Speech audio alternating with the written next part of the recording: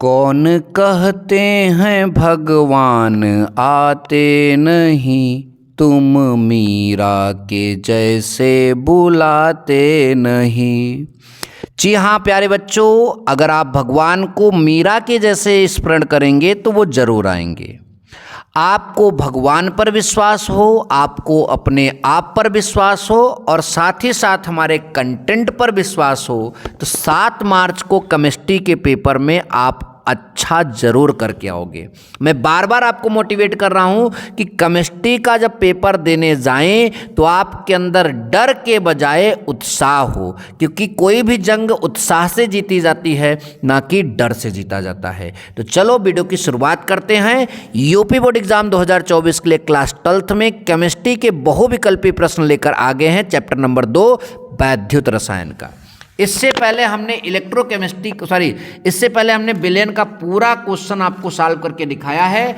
आप जाकर वो हमारे चैनल के प्लेलिस्ट से देख सकते हैं और मैं आपको पूरा विश्वास दिला रहा हूं कि उसमें भी पूरा आपको बड़े अच्छे समझ में आया था, मज़ा आया था, और इसमें भी आपको बड़े अच्छे समझ में आएगा और मज़ा भी आएगा। तो चलिए पहला प्रश्न हम लोग यहाँ पर ले लेते हैं और पहला प्रश्न विद्युत रसायन इलेक्ट्रोकेमिस्ट्री का है कि किसी भी इलेक्ट्रोड का इलेक्ट्रोड विभव निर्भर करता है। कोई इलेक्ट्रोड है, उसका इलेक्ट्रोड विभव किस बात पर निर्भर करता है, ये हम सबको बताना है। तो देखिए पहली बात तो आपको बता दूं कि इलेक्ट्रोड विभव जो है धातु की प्रकृति पर तो निर्भर करता है कि वो धातु कैसा है, ज़्यादा सक्रिय है कि कम सक्रिय है, इस बात पर तो निर्भर करेगा ही करेगा। विलेन के तापमान पर भी निर्भर करेगा, क्योंकि तापमान कम ज़्यादा होने से जो आयन या इलेक्ट्रॉन गति करते हैं उनके ऊपर प्रभाव पड़ता है। फिर विलेन की मोलरता जो है, इस पर भी सांद्रता अधिक होगी कम होगी, इस पर भी निर्भर करता है। यानी इस पूरे ऑप्शन को देखने पर पता चल रहा है कि इन सभी पर जो है किसी भी इलेक्ट्रोड का इलेक्ट्रोड विभव क्या करता है, निर्भर करता है। पहले प्रश्न के ही जैसा दूसरा प्रश्न है, एकदम बिना किसी मेहनत की समझ में आएगा।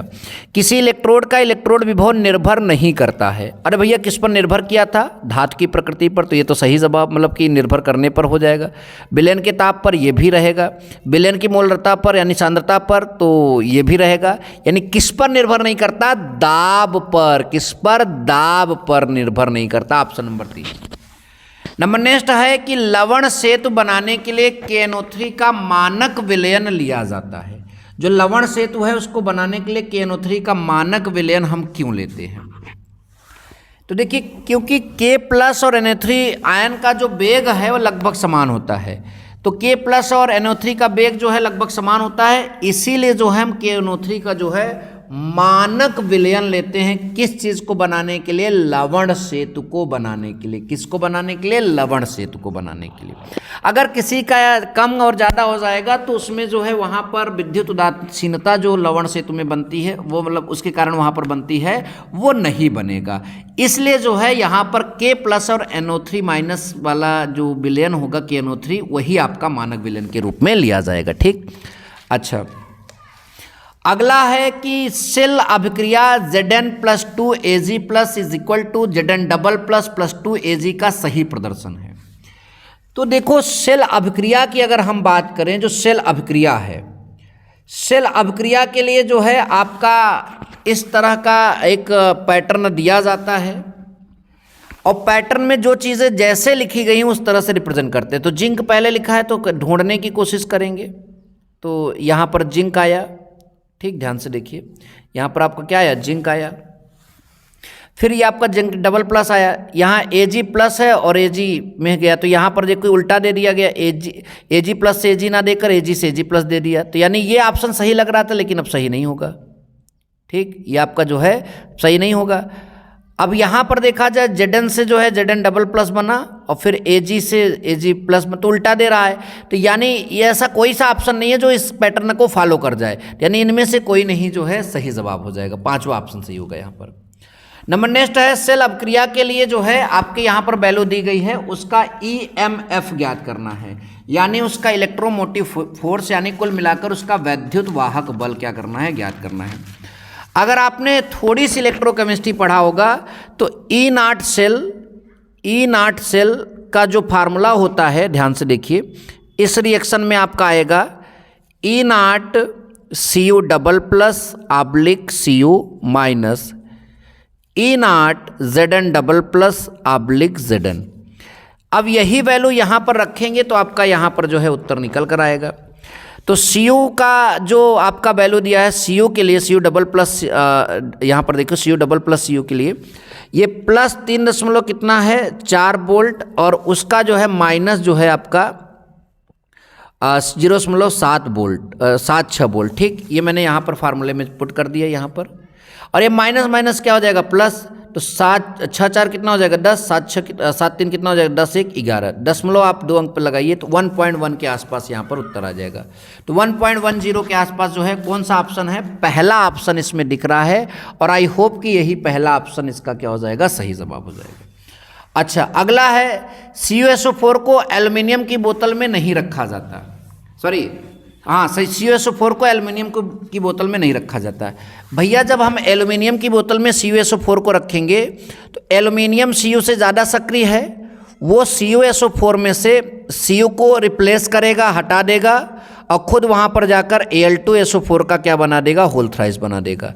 आपको मालूम है कि हाइड्रोजन के नीचे जितनी भी धातुएं हैं, जैसे कापर है, सिल्वर है, प्लेटिनम है, गोल्ड है, ये सारी धातुएं बहुत कम सक्रिय होती हैं अपेक्षाकृत जो हाइड्रोजन के ऊपर हैं। तो हाइड्रोजन के ऊपर क्या है, एल्युमिनियम है, जिंक है, बहुत सारी धातुएं हैं। तो ऊपर वाली धातुएं नीचे वाली धातुओं के लवण के विलयन से उनको हटा देती हैं। तो एल्युमिनियम जो है CuSO4 के विलयन से Cu को हटाकर ये बना देगा। अगर आप बताइए एल्युमिनियम के बर्तन में इसको रखोगे तो एल्युमिनियम इस विलयन से क्या करेगा, क्रिया कर लेगा, इसीलिए जो है उसको हम नहीं रखते हैं। तो यानी जो आपका अब पूछा है भैया कापर अपचयित हो जाएगा, ये जो है कापर जो यहाँ उपचयित बोला है, कापर यहाँ अपचयित हो जाएगा, एल्युमिनियम अपचयित हो जाएगा, CuSO4 विलयन का विघटन हो जाएगा। तो इस तरह से पूछा है, तो जवाब आप क्या दोगे यहाँ पर ये बताना है। तो देखिए इसके लिए हमने रिएक्शन यहाँ बना दिया है बैलेंस वैलेंस करके। यहाँ पर Cu डबल प्लस में है, 2 इलेक्ट्रॉन ग्रहण जब करेगा तो ये Cu में कन्वर्ट होगा। इलेक्ट्रॉन ग्रहण करने की प्रक्रिया को हम अपचयन कहते हैं, ये इलेक्ट्रॉन त्यागेगा, इस प्रक्रिया को ऑक्सीकरण कहते हैं। तो यानी ये अपचयित हुआ है Cu डबल प्लस, और एल्युमिनियम ऑक्सीकृत हुआ है। तो देखते हैं Cu डबल प्लस अपचयित, यस, ऑप्शन नंबर सेकेंड यहाँ पर क्या हो जाएगा, सही। Cu डबल प्लस यहाँ पर क्या हो रहा है आपका, अपचयित हो रहा है। Cu डबल प्लस इसमें क्या हो रहा है आपका, अपचयित हो रहा है, इसलिए ये वाला जवाब आपका क्या हो जाएगा, सही हो जाएगा। ये वाला जवाब इसमें क्या हो जाएगा, सही हो जाएगा। अगला क्वेश्चन है विशिष्ट चालकता की इकाई। तो भैया विशिष्ट चालकता की इकाई आप तभी बता पाओगे जब विशिष्ट चालकता का फार्मूला आपको पता होना चाहिए। तो विशिष्ट चालकता को हम लोग कप्पा से रिप्रेजेंट करते हैं, मोरबप्पा मत बोलना, कप्पा। C/L/a होता है, ठीक, C/L/a होता है। C क्या है आपका, चालकत्व। चालकत्व का मात्रक क्या होता है, चालकत्व का मात्रक क्या होता है, ओम इनवर्स। लंबाई का मात्रक मीटर होगा, और क्षेत्रफल, नीचे क्षेत्रफल है, क्षेत्रफल का मात्रक मीटर स्क्वायर हो जाएगा। तो ये देखो 1 मीटर से 1 मीटर कैंसिल हो जाएगा, मीटर स्क्वायर ऊपर जाएगा, तो मीटर इनवर्स ऊपर जाएगा, तो ये मात्रक आएगा ओम इनवर्स और मीटर इनवर्स। तो ये मात्रक बनेगा विशिष्ट चालकता का। या अगर सेंटीमीटर में नपा रहेगा तो सेंटीमीटर में बनेगा, ठीक। या फिर अगर ओम इनवर्स ना कहेंगे तो उसको सीमेंस मीटर इनवर्स कहेंगे। ऐसा कोई ऑप्शन है? तो पहली बात तो यहाँ पर ओम इनवर्स है और सेंटीमीटर यहाँ पर -2 लिखा है, और ओम इनवर्स है, सेंटीमीटर इनवर्स यहाँ पर लिखा है। तो यानी ये वाला जवाब यहाँ पर क्या होता दिख रहा है, सही दिख रहा है। सेंटीमीटर इनवर्स और ओम इनवर्स जो है आपका ऑप्शन नंबर तीसरा जो है ये सही हो जाएगा। सेंटीमीटर इनवर्स और ओम इनवर्स जो ऑप्शन नंबर तीसरा है इस प्रश्न का क्या हो जाएगा, सही जवाब हो जाएगा। तो अगर मीटर में नहीं दिया जाएगा तो सेंटीमीटर में आएगा, ये तो आपको पता ही है। नेक्स्ट प्रश्न आपका है कि 4 धातुओं ABCD जो हैं इनके मानक इलेक्ट्रोड विभव हमारे सामने दिए गए हैं। तो धातुओं की घटती सक्रियता का क्रम यहाँ पर लिखना है कि धातुओं की अगर घटती सक्रियता का क्रम हम यहाँ पर लिखेंगे तो कौन सा आएगा। तो जब जो घटती सक्रियता में सबसे ज़्यादा सक्रिय धातु को पहले लिखना होगा। तो देखिए अगर हम देखें तो A का मानक इलेक्ट्रोड विभव इतना है, B का इतना है, C का इतना है, D का इतना है। जिस भी धातु का ऋण में जितना इलेक्ट्रोड विभव अधिक होगा वो उतना ही ज़्यादा सक्रिय होगा। तो B का ऋण में सबसे ज़्यादा है, देखो B के बाद अब आप देखिए सब धन में है, तो धन में जो है कम देखना पड़ेगा। तो आपका बी के बाद जो है आपका कितना है, किसका आएगा, डी का 0.7 यहाँ पर जो है देखिए प्रश्न में एक मिस्टेक था, यहाँ पर माइनस था तो माइनस लगा दिया, तो माइनस में सबसे ज़्यादा इसका था तो बी का लिखा, तो ये ज़्यादा सक्रिय हो जाएगी। फिर माइनस में कम इसका है तो इसका लिखेंगे डी। उसके बाद अब धन में बचा है तो धन में जो है कम वैल्यू देखो, क्योंकि ज़्यादा ऋण से कम की ओर जा रहे हो यानी धन में बढ़ रहे हो, ठीक। तो अब आपका किसका है, ये पहले वाले का ए लिखोगे, सॉरी ये इसका है, धन में इसका कम है, ठीक। क्या लिखोगे आप, सी लिखोगे, और फिर लास्ट में क्या लिखोगे, ए।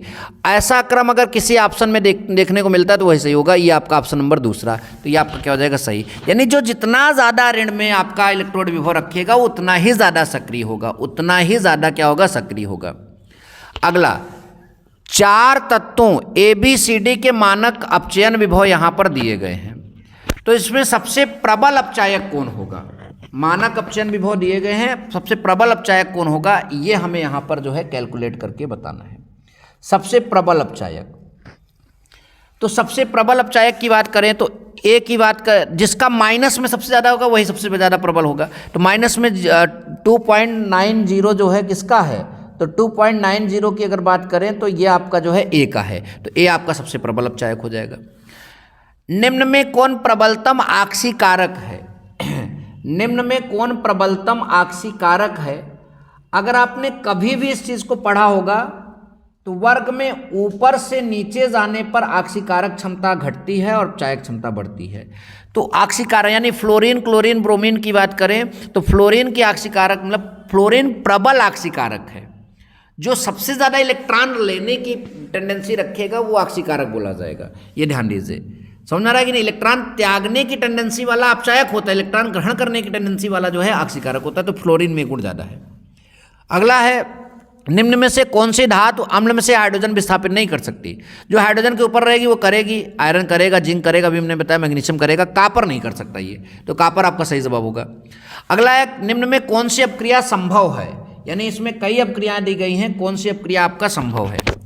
देखिए कापर जो है AgNO3 के विलयन में से Ag को रिप्लेस कर रहा है, कापर जो है AgNO3 के विलयन में से Ag को रिप्लेस कर रहा है, हालांकि ये सही हो जाएगा, ये भी संभव है। CaO जो है इससे क्रिया करके ये बना जा रहा है, तो यहाँ पर कौन सा बोल रहा है कि संभव नहीं है, इस प्रश्न में एक्चुअल में संभव नहीं, क्योंकि देखिए COO में से हाइड्रोजन इससे क्रिया करेगा तो हाइड्रोजन कापर से ऊपर है, इसको रिप्लेस कर देगा, और ये जो है अम्ल में से हाइड्रोजन को रिप्लेस कर देगा, नहीं ये भी संभव, ये भी संभव, ये भी संभव है। तो अगर हम संभव का बोलते हैं तो आपका 3 तो संभव हो जाता है, यानी संभव नहीं है। कैल्शियम ऑक्साइड हाइड्रोजन से क्रिया नहीं कर सकता क्योंकि हाइड्रोजन से ऊपर कैल्शियम है, तो इसलिए जो है ये वाला रिएक्शन संभव आपका नहीं है, तो इस प्रश्न का ये जवाब हो जाएगा, ठीक।